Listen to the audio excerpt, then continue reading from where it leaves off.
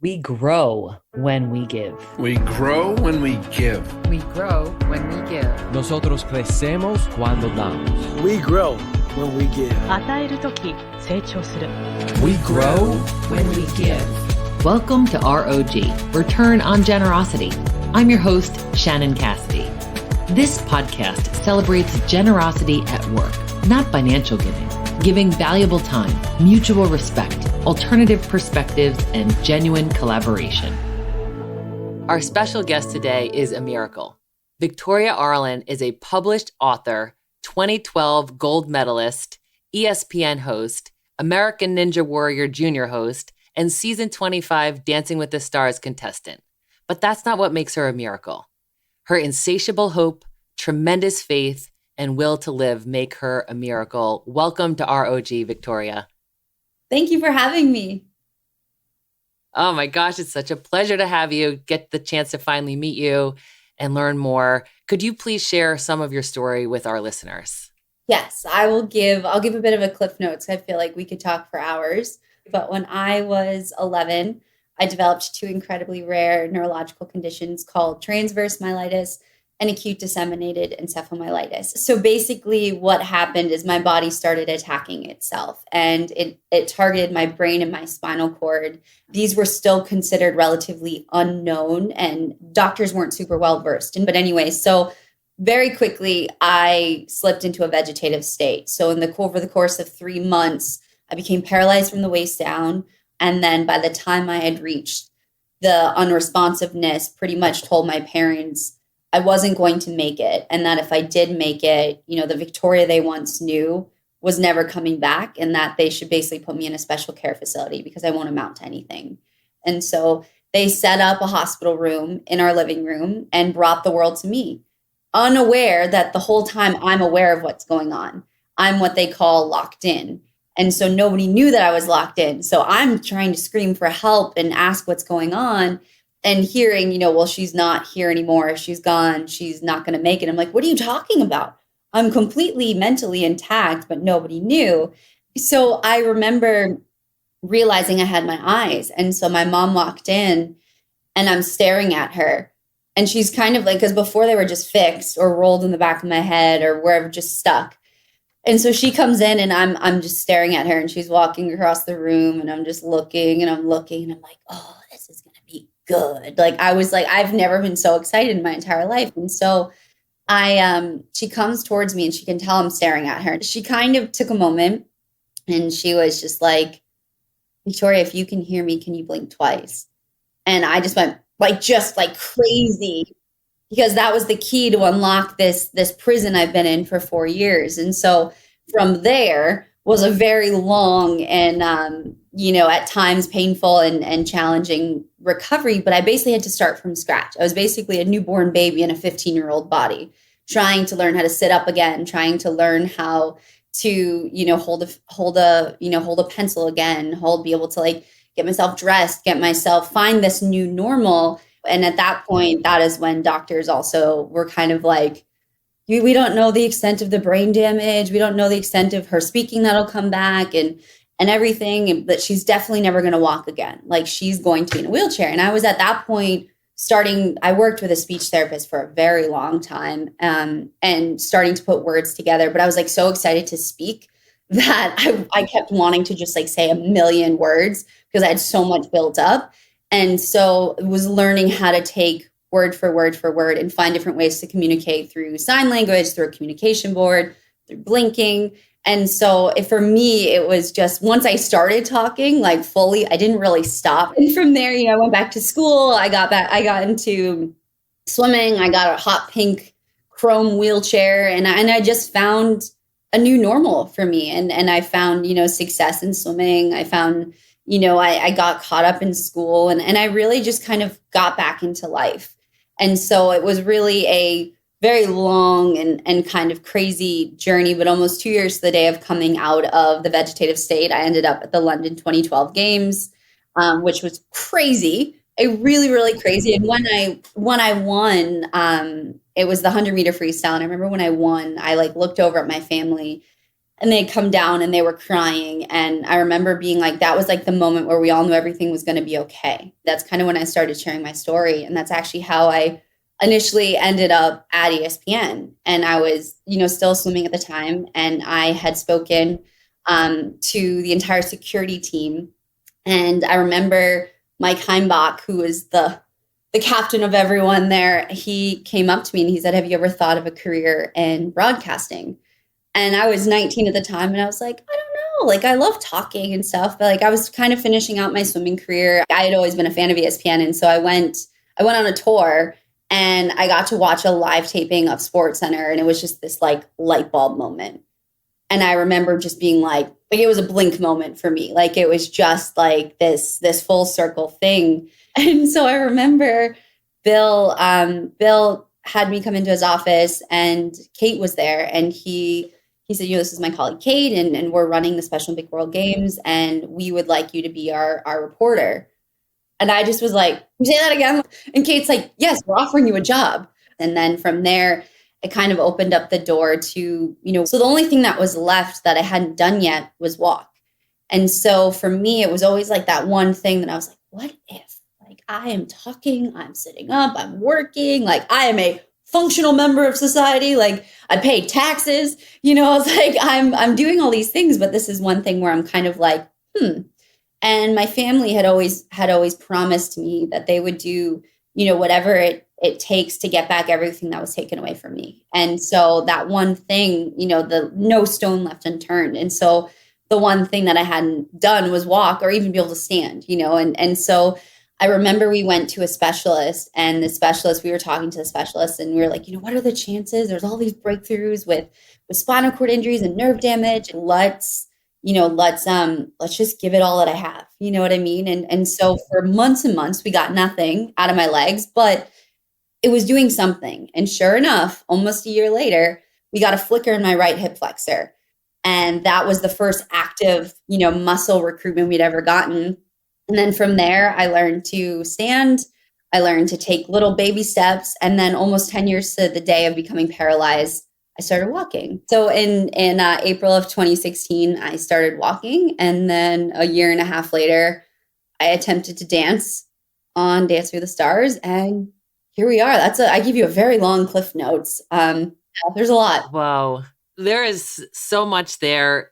You truly are a miracle in so many ways. And there's so much even more to that story. So everybody needs to get the book Locked In, The Will to Survive and the Resolve to Live, so they can understand even more deeply.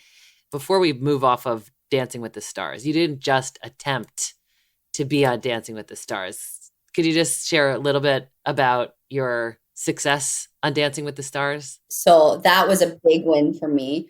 So I went in for a meeting.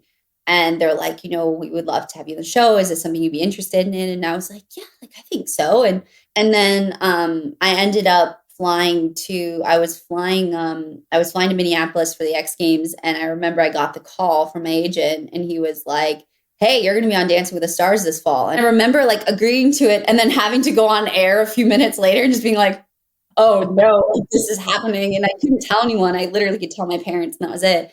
And so that was a crazy journey. I realized the very first day, it's really hard to dance without feeling your legs. And I had only been walking for a year and a half, a year without any braces or supports. And so it was a bit of a shock to my system. But I remember the first dance. No one really knew what to expect. And it kind of blew up a lot more than any of the producers were thinking, and anything that anyone had warned me about / I was imagining. And I remember I'm in this, they show a package, the intro package, and you see me in this vegetative state. And all of a sudden I'm standing out there, and I froze, and the package is still going. But all of a sudden I went back to being in that vegetative state. I went back to being in that wheelchair. And all of a sudden I just stood there and was like, oh no, like I went back in. And then all of a sudden I hear Victoria. And I look to the left, and it's my dance partner running towards me. And then I look down, and I'm in this hot pink fringy pants and fringy top. And it's like, and then all the music starting, and he just grabs me and takes me, and he goes, let's go change the world. And so it was really cool to be able to do that. And not fall on national television. And you did a tremendous job. I will put a link to all of your dances in the show notes because you're being extraordinarily humble, which is, I think, part of your character as well, which is so remarkable. But you're a person who keeps your promises. You said, I will use my voice, that I will change the world, that I will not waste a minute, that I will help people. And I also love how grounded in gratitude you continue to be. And even when all you had was your thoughts, you chose to focus on what you're grateful for. And I think that's something for all of our listeners to take to heart is, when we don't think we have anything or when we think the deck is stacked against us, we can go to gratitude. I mean, what have you learned from using gratitude as a superpower? I think for me, it's you have two paths to go about things. You can go down the path of negativity. You can go down the path where it's always raining. It's always raining. And that's always the code word I use with, my mom. Whenever I'm having a moment or whatever, I'm like, it's raining. And so you can go down the path where it's always raining. It's damp, it's dark, it's uncomfortable. Or you can go down the path of, gratitude and being like, well, the sun's going to come out and a rainbow's going to come. So right now I'm going to put on my hot pink puddle jumpers, get an umbrella, put on my rain jacket and jump in a puddle. And so it's kind of finding those which path you're going to take. And it's comfortably uncomfortable to go down the negativity path because in a sense we get caught in this vortex of negative thinking, things won't get better. I'm not good enough from whatever it is you may be going through. But when you take that other path, it's oddly peaceful to the point where you're like waiting for the chaos. You're looking for the chaos. And so when you root it in gratitude and realize, almost shifting your perspective, you create hope, which allows you to kind of look at things a little bit differently. And yes, the world might be ending. Yes, it might be raining, but you've got an umbrella. You've got a lot of strength in there. You've got your puddle jumpers. You've got the tools to get through it. And you're a heck of a lot stronger than you realize you are. And sometimes you just have to jump in the puddle and realize the rainbow's going to come out. The sun's going to shine. It does not rain forever. And so it's understanding that. But when it does rain, get out your umbrella or don't even dance in the rain, and jump in a puddle. And that's something, I think I realized a lot too. And that was something too, where I'm like, okay, it's raining, but I've got my rain boots. And so for however long the storm lasts, I'm going to keep putting one foot in front of the other and find the little miracles and blinks of hope along the way. When we come back, Victoria will share about her experiences at ESPN and their incredibly inclusive culture. Hello, I'm Marianne Newell, Assistant Director of College Support at St. Joseph University's Kinney Center for Autism Education and Support. Located in Philadelphia, the Kinney Center has a twofold mission: to educate and train the autism professionals of tomorrow while supporting and serving individuals and families affected by autism today. I'm part of the Aspire College Support Team, helping St. Joseph's University students with autism achieve collegiate success through social and executive functioning support. Learn more about our services by visiting sju.edu/KINNEY. And we're back with more from the one and only Victoria Arlen.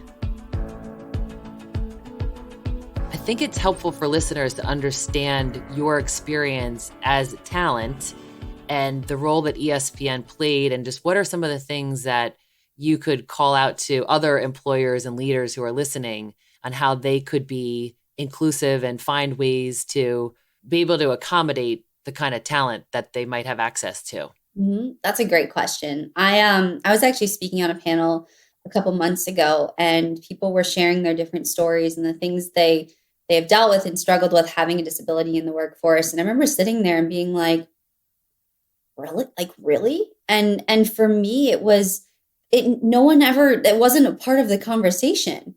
Like, no one skipped a beat. And I remember telling my mom, I said, I feel more accepted here than I did in high school, than I did in school, than I did when I tried to swim on an able-bodied team. Like, it was such a place of like, you're there for your job. And if you can do your job and you work hard at your job, then that's really all that matters, and being a good person. And so I remember looking back, and I've talked to, and I've had so many amazing friends and mentors and people that I've encountered along the way at ESPN, and we look back and laugh at the different things, and no one thought twice about it. Like no one was fazed that, okay, the reporter is in a wheelchair. Like, we're going to put her in a director's chair and she's going to sit next to Michael Phelps and interview Michael Phelps, and it's no big deal. And then, and Victoria's pulling the wagon with all the camera equipment, to her dismay. And while we're like, stop pulling the camera equipment. And so it was one of those things that no one skipped a beat, but I also wasn't, in a sense, exploited either for the fact, this is a disabled reporter. No, this is Victoria Arlen reporting.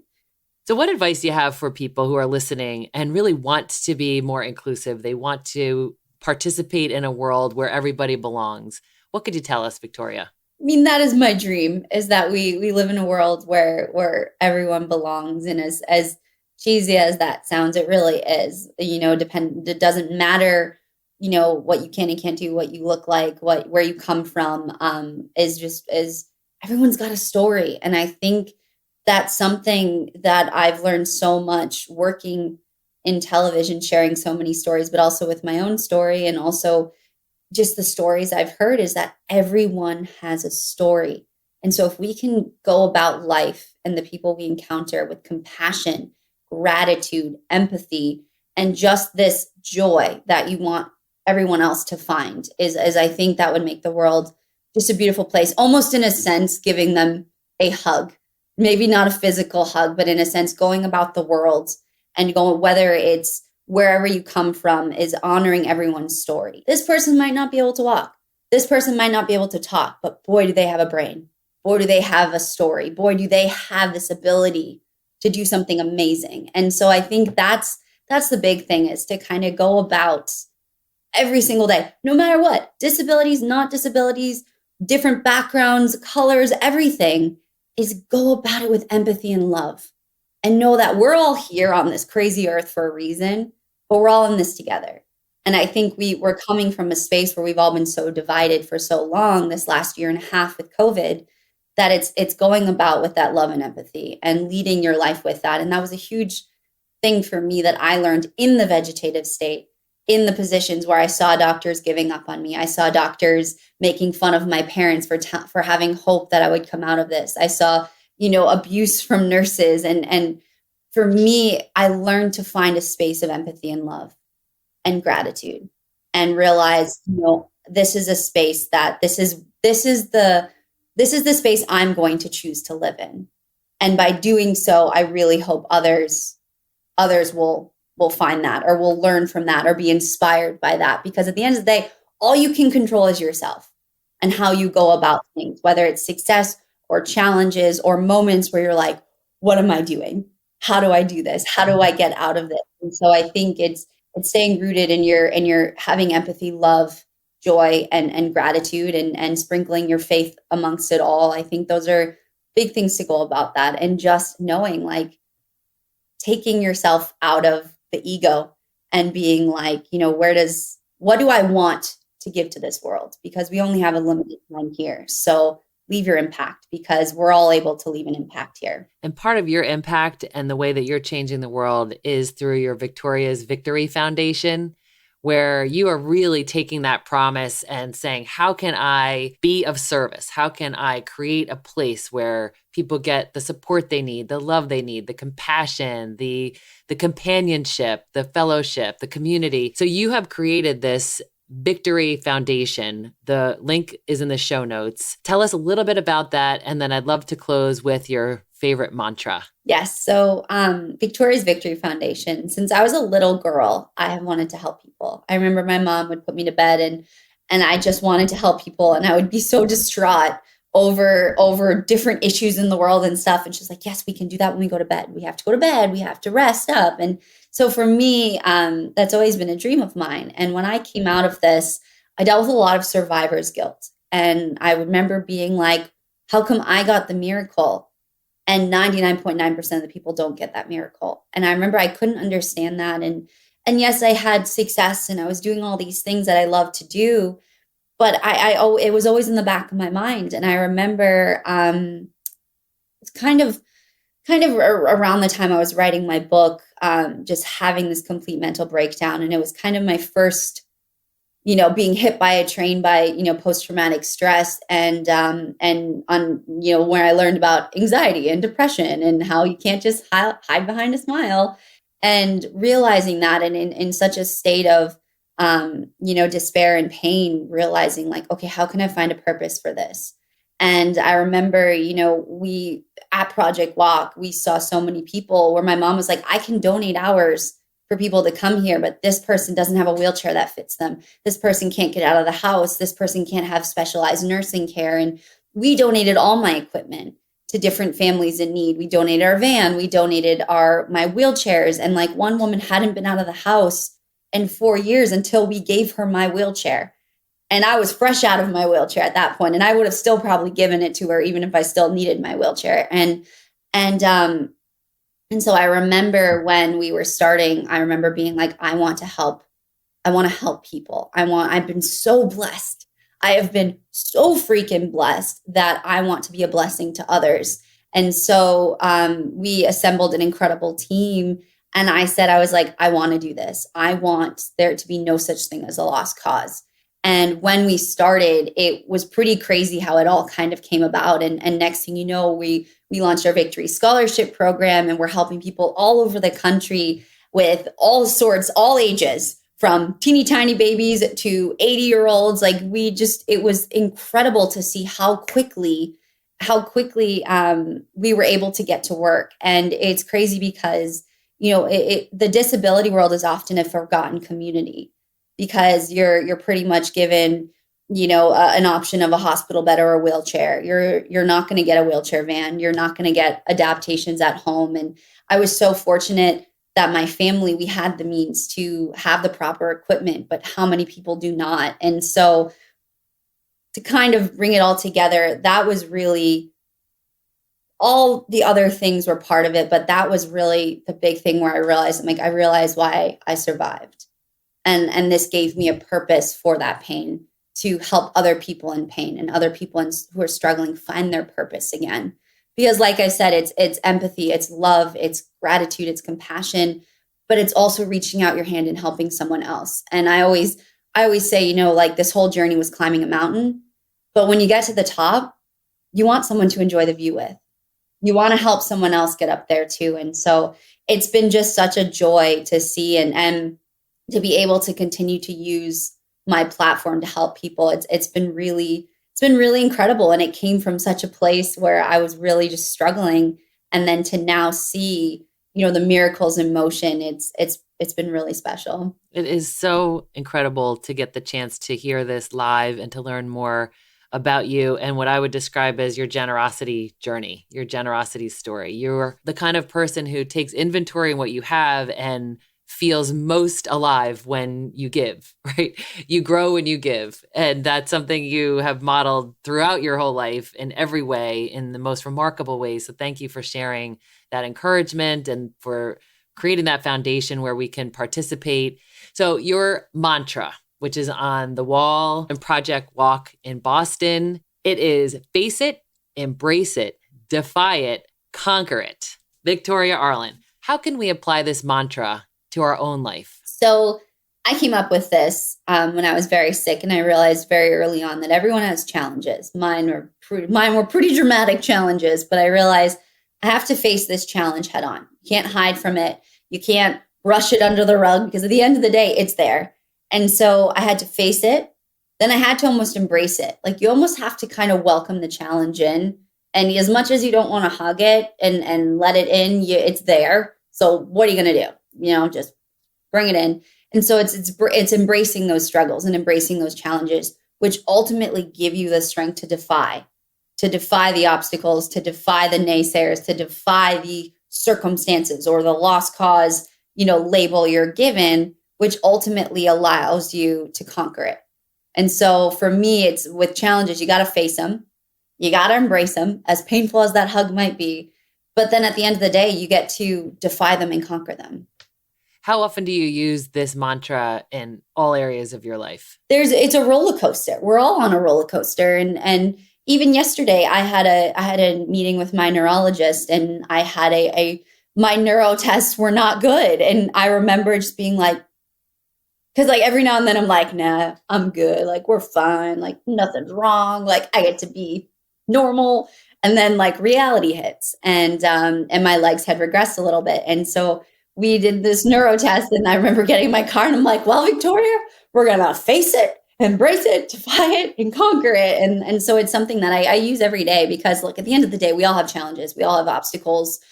We've learned that a lot the hard way this last year and a half. And so if you can have something, whether it's this quote or whatever quote you find, if you can root yourself in something that kind of just reminds you to flip the switch and to not go down the path of stinking thinking and just kind of keep your eye on the prize, keep your head up. And it's impossible not to succeed if you have your head up and if you're just trying. It's the moment you look down and stop trying that you fail. So, and it's okay to fail too. And look at you, right? I mean, if you're our role model for what could be possible, even if we are at rock bottom.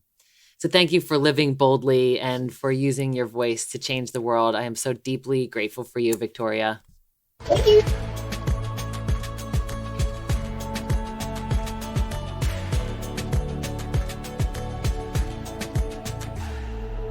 ROG takeaway tip: how to apply what we've learned to our own work and lives. There are so many elements to Victoria's story that are profound and miraculous. She's a true champion, more than her medals and victories, but as a contributor to society and everyone who knows her. Here are 3 things that we could model in our own lives: gratitude, attitude, and community. Gratitude.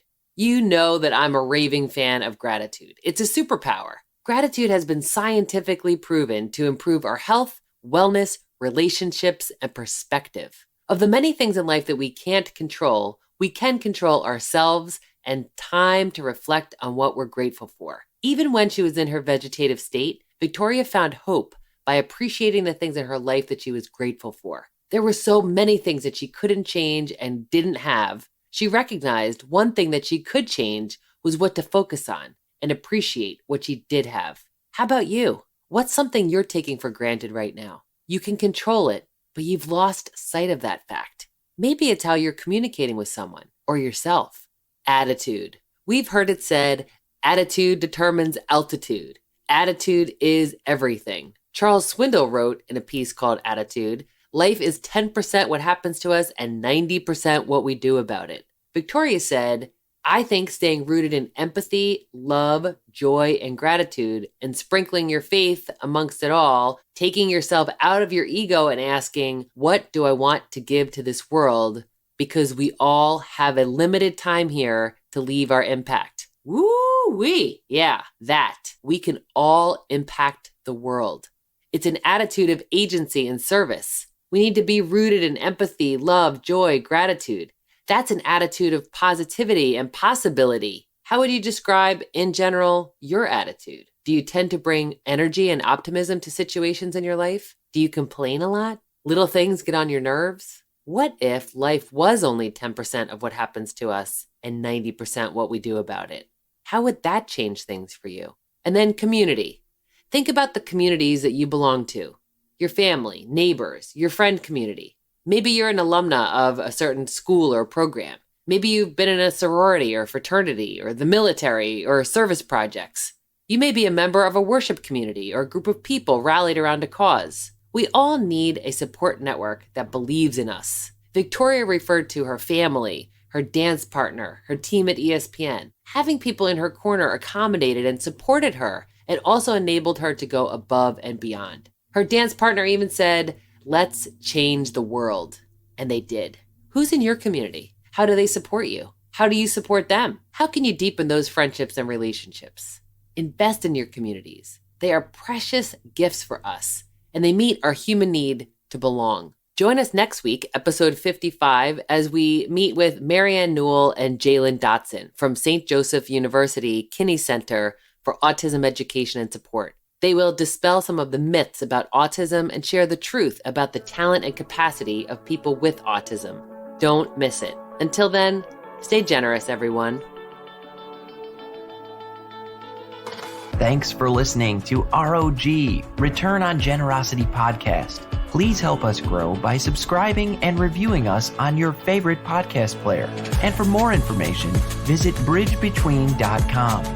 We grow when we give. 우리는 나누면서 성숙합니다. We grow when we give. On rayonne quand on donne. We grow when we give.